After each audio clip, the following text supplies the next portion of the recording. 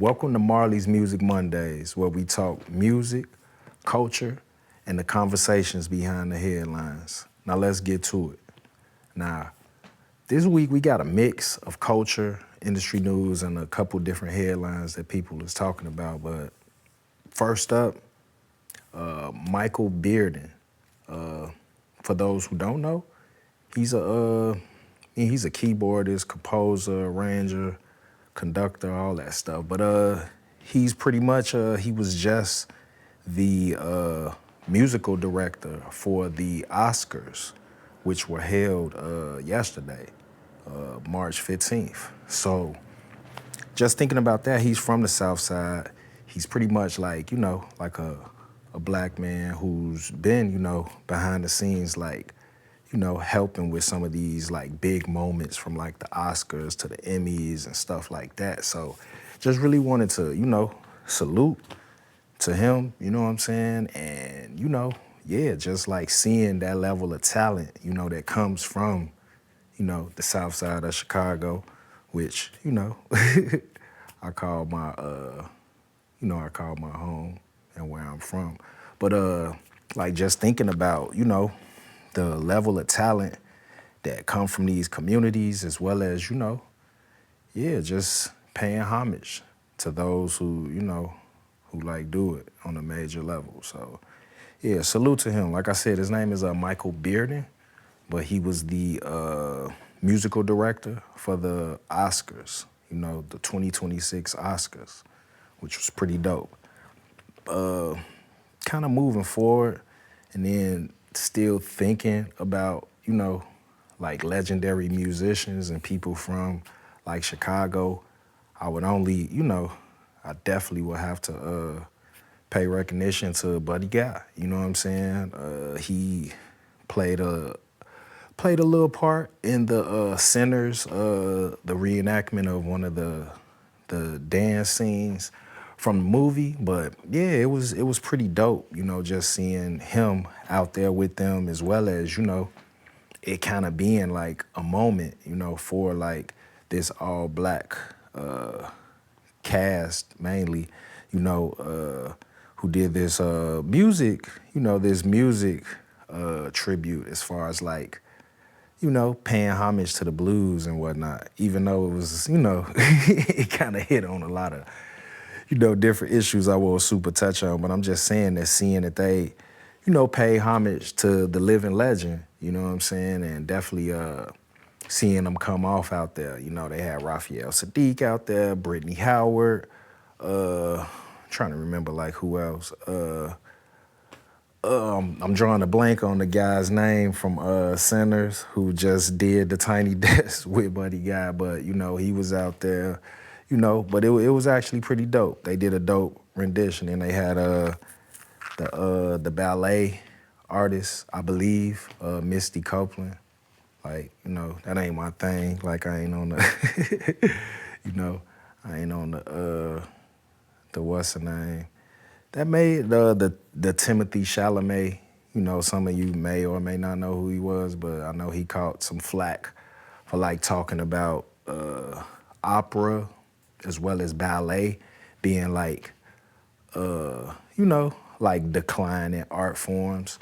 And you know what I'm saying? Like I'm not like basically like supporting what he said, but I'm just saying like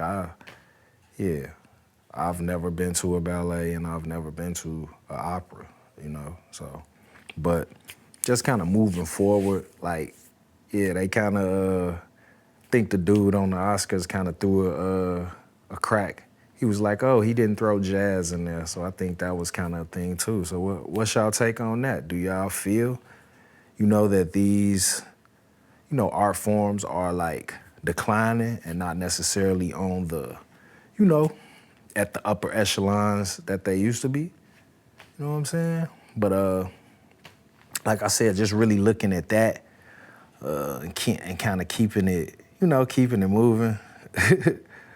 Yeah, I was going to just throw some stuff, but yeah, I ain't even going to kind of get into, the little tea, because I literally just seen some stuff that I kind of was finna talk about. But yeah, but just kind of moving it forward, in the hip hop lane, you know. So just thinking about, and it's kind of like it's been ongoing. It's kind of like a part 3, but it's like, you know, with 50 versus Ti, we've kind of incorporated, you know, these other entities in it. So it's like now we got Maino and Papoose getting involved in it. You know what I'm saying? So it's like, yeah, at the end of the day, like, I don't know, man. Like, I see 50 finna drop an album, and like I was kind of talking a little crazy, I guess, when I heard the No More Tricks, No More Tries with him and Max B. But yeah, I ended up seeing a video for it, and that kind of, I don't know, it kind of changed my perspective, you know. And then like with the 50 and Ti, like, you know, that's just been like, you know, even crazier, like just looking at, you know, just the levels that they done went to, because he got, you know, they got the kids and the you know, the whole family's involved, you know. Yeah, that was just kind of like insane. Like just on 50 mama like that. Yeah, that was just kind of like insane. Like just even thinking about that. So I think that's why T.I. kind of, you know, I guess way kind of went a little too far, but that it was over because his kids, you know, kind of went a little too far. But at the end of the day, you know, 50 did disrespect his, you know, his mother. So I don't know. It's like, what do you expect, you know? Like if, you know what I'm saying? So, I don't know. I kind of don't really like the whole situation, like, period, because it seems, you know, it seems like it's pushing the culture back, you know, and then with 50, like, you know, saying he finna drop his album and this and that. So it's like, I don't know. Is he finna, you know, come at them dissing? Like he already kind of went at, you know what I'm saying, like the Let's Rap About It podcast with, you know, Jim Jones, Fab, Maino, and Dave East. So just kind of thinking about that is just, I don't know, man. Like the back and forth, you know, it's cool, but it's like, it kind of leads us to the next, you know, the next story, which is kind of pretty serious. You know, this don't have nothing to do with, you know, the 50 or whatever, but just saying, like, gunfire, you know, like, erupted. Some chick basically, like, shot up Rihanna's crib. I don't think she hit the crib, you know, from what I think I seen, it looked like they hit, like, a gate or something, but still, when you kind of just look at it, it's like, damn, you know what I'm saying? Like, for real, like, and they still kind of, you know, they still kind of like premature in the investigation. So, you know what I'm saying? It's not like it's super facts out, but like I seen some stuff saying where old girl then like she lost custody of her daughter. You know what I'm saying? So that's what I'm saying. It's gotta be serious. Like I seen some people saying that they like work together or something. So when you just think about it, like if you a public figure, like say Rihanna, you like a billionaire, you know, and like somebody, you know, could like, I mean, I'm sure her crib is like public information, like, you know her name, Rihanna Fenty. So I'm quite sure, you know what I'm saying? You could probably find it out, but yeah, she just showed up to her crib. So I don't know, like it kind of makes things look, it kind of puts a lot of stuff in perspective when you kind of look at just the facts of like, oh, you know, some young lady then allegedly went to Rihanna crib and just sprayed like a assault style rifle, like similar to like an AR or something. So it's like, man, it's kind of insane, you know? But when I kind of like just think about it, it's like, yeah, it's pressure when you, I mean, it's pressure just living, you know, like every day. But I'm saying you could just imagine if you like this big celebrity who got like, you know what I'm saying? Like people constantly like pressuring you and, you know what I'm saying? So I don't know. Not necessarily pressuring you, but you know what I'm saying? Like, you a public figure, so people probably be trying to like engage with you, you know, as far as like fans and just, you know, people in general. So I don't know, but it seems like she should be living in a gated community. I don't know. If you're a billionaire, I don't know. I'm just saying.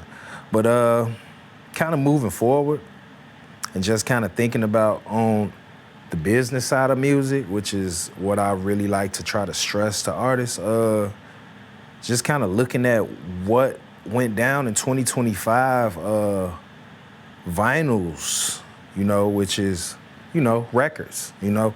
Record sales reached $1 billion in 2025, you know, and that's really showing you that, you know, physical, you know,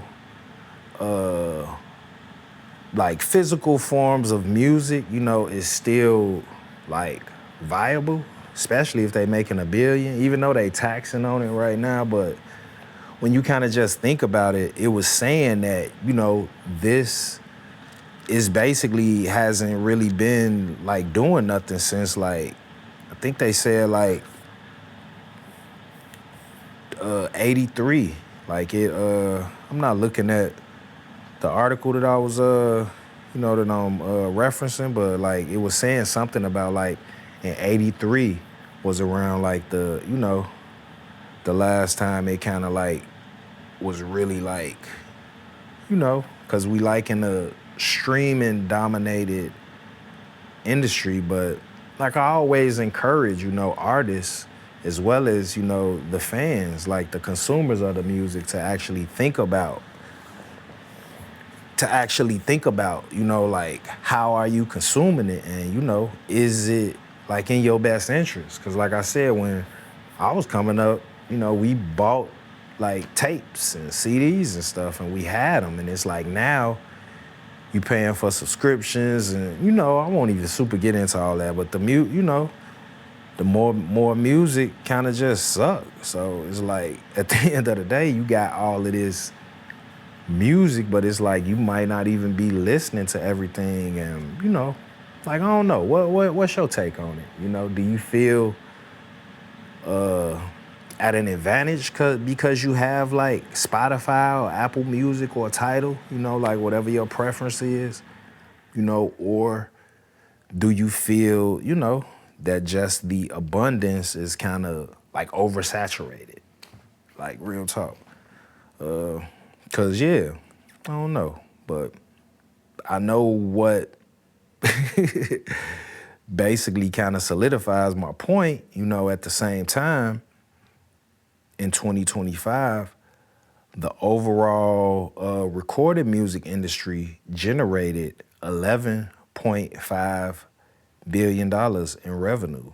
You know what I'm saying? And streaming subscriptions reached 1.6, not 1 point, I'm tweaking, 106 and a half, you know, million users, you know, adding 6.5 new accounts year over year. So just kind of thinking like, you know, if just say they had, you know, 100 million users like last year, you know, with, you know, like, yeah, they coming up, you know, that's not really, I'm not looking at the numbers, but, you know, it's at least a 6%, 6.5% increase, you know, if you're looking at the 100 million to the 6. But I'm just saying, like, most artists don't even get paid what they deserve through these like streaming platforms, but they're, you know, like generating like record profits, you know, like they're making like hella money, you know, off the artists, because like I said, if we didn't put art on there, you know, they wouldn't have a platform, but that's a whole nother thing. But how do you kind of feel about the larger picture, you know, as far as like, you know, with everything shifting to streaming? And, you know, meanwhile, when you think about like how back in the days of like the artists of like when I was a shorty, like when, you know, our parents were shorties and stuff, like you got to think about like they keep shifting the business model, and it's still not necessarily, a direct machine, which is what when you dealing with the machine, which is what you dealing with, they have more marketing dollars, which is what these businesses are. They have more marketing dollars. They have more, pull. They have reach in different regions. So you could, like if I'm trying to get this Marley's Music Mondays popping, in a different region, I would actually need to be in that region. You know what I'm saying? But if you have contacts and stuff, in there where you already doing, you could kind of just go in there. So yeah, I don't know. So how do you feel about, the business side of it? Do you feel that your favorite artists should make more money? Because some people will be like, oh yeah, they're making money off of touring, and then like a lot of your favorite artists, they're like selling, their the rights to their music, so it's like when you kind of just think about it, if I just sold my catalog and, now, the industry is coming up with more innovative ways to like market this music. Because it's like, oh, we have Dolby Atmos. So it's like, oh, let's recreate, this Jimi Hendrix box set and, put it in Dolby Atmos, Like, I'm just saying. So it's like, this is the stuff that they're doing, which I'm not faulting, but I'm just saying at the end of the day, when it's like regular artists, this is the stuff that we need to be into, as well as like, the business, like as far as like the numbers, this is something that we need to like lobby for. Like, for real. Like I would be a lobbyist for like, the music industry, because it's like it don't make sense. Like we getting pennies off of streams. Like that's insane, And it's like, oh, they just generated 11.5 in revenue. I don't know if that's in profit or, but I'm just saying, when you look at like, oh, they have, 106.5 million subscribers, as far as like, monthly memberships, as far as like having a subscription, So just think just say that's $10. Like I'm not doing the math, but I'm just saying in general. So yeah, I'm saying they coming up. And you could kind of look at, yeah, you could kind of look at the numbers to kind of like see, 106.5, 11.5, so you do the math, So, but I'm just saying, like, when you kind of think about these stories from like, like living legends to like, the South Side music director, you know what I'm saying? 50 still beefing with all these dudes, you know what I'm saying?